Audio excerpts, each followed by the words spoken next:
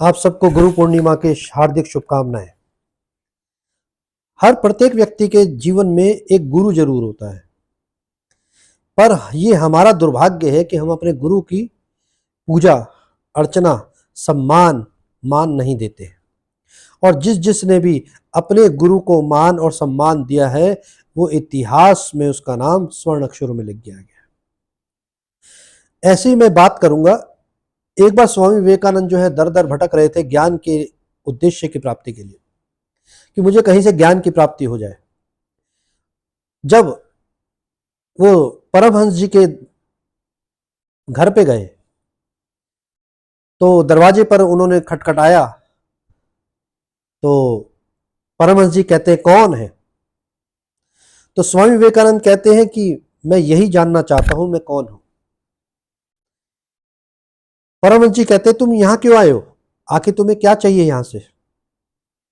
स्वामी विवेकानंद कहते हैं कि मैं ईश्वर की प्राप्ति करना चाहता हूं।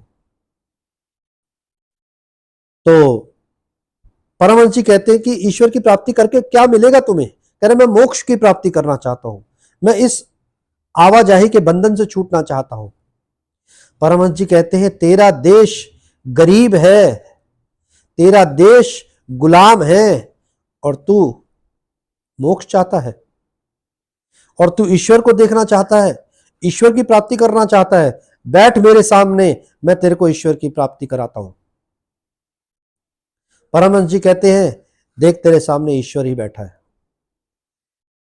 जब जब जब गुरु ने ये कहा है कि ईश्वर तेरे सामने बैठा है, जो छात्र है जो स्टूडेंट है वो मानने को तैयार नहीं होता है।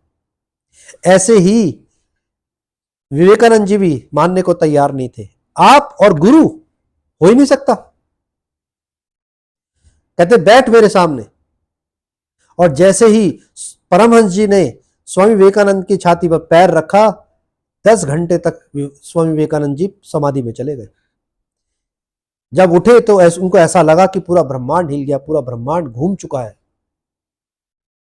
उसके बाद उन्होंने इसको स्वीकार किया कि आज के बाद मैं किसी और को गुरु नहीं मानूंगा। स्वामी विवेकानंद ने यह स्वीकार कर लिया कि आज के बाद से स्वामी विवेकानंद परमहंस के नाम से ही जाना जाएगा और उनके शिष्य के रूप में ही जाना जाएगा। और जब तक इस दुनिया में रहे स्वामी विवेकानंद अपने गुरु को प्रणाम करते रहे और परमहंस जी की सेवा करते रहे।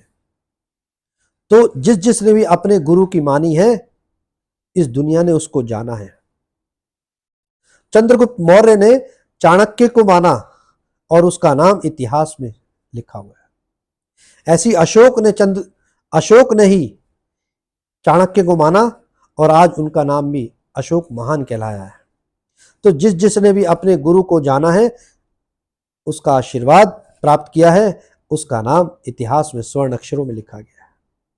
आज मैं सभी गुरुओं को गुरु पूर्णिमा की हार्दिक शुभकामनाएं देता हूं। धन्यवाद। आपका दिन मंगलमय हो।